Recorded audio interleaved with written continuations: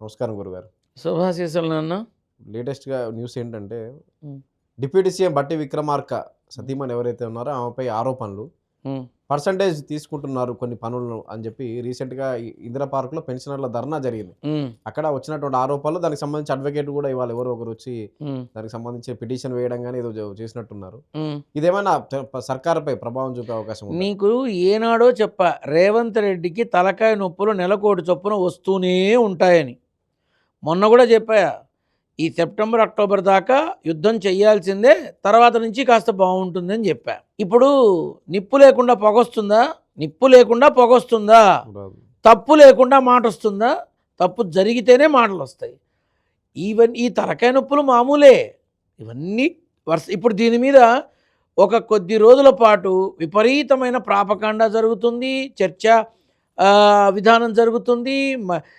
చాలా వరకు ఇది ఒక అస్త్రం అవుతుంది కొంతమందికి. సో అది నిజమా అబద్ధమా అనేది ఎంక్వైరీ చేస్తే తెలుస్తుంది. ఇప్పుడు నిజం కాకపోతే వీళ్ళంతా రోడ్డు మీదకి వస్తారా? వాళ్ళ కడుపు మంట రోడ్డు మీదకి వచ్చింది, ఎలా తప్పించుకుంటారు? అంతే. ఇప్పటికే కాంగ్రెస్ సర్కారు మీద అంటే ఢిల్లీకి మూటలు ఇలాంటి ఆరోపణలన్నీ ప్రతిపక్షాలు చేస్తూ ఉన్నాయి.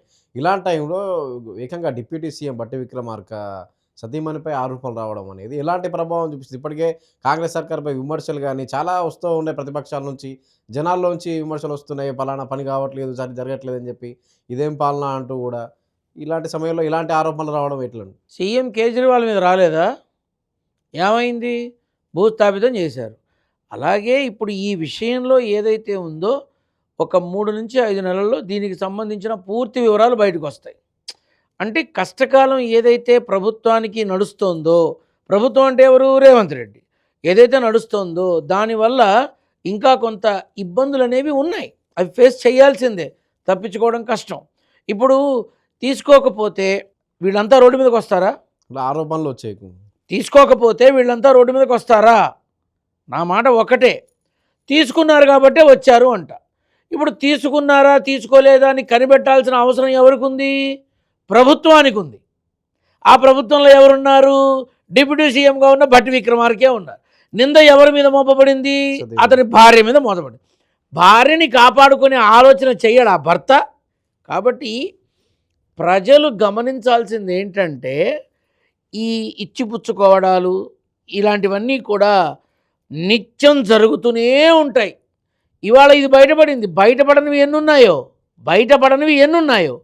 కొంతమంది ఏంటంటే తట్టుకోలేక బయటపడతారు, కొంతమంది అప్పు చేసి తీసుకొచ్చి డబ్బులు ఇస్తారు కదా, ఏ పని అవ్వలేదని బయటపడతారు. ఇది కామన్, సర్వసాధారణం. మన సమాజంలో అందరూ కరెక్ట్గా ఉంటే మనం ఇలా ఉండంగా.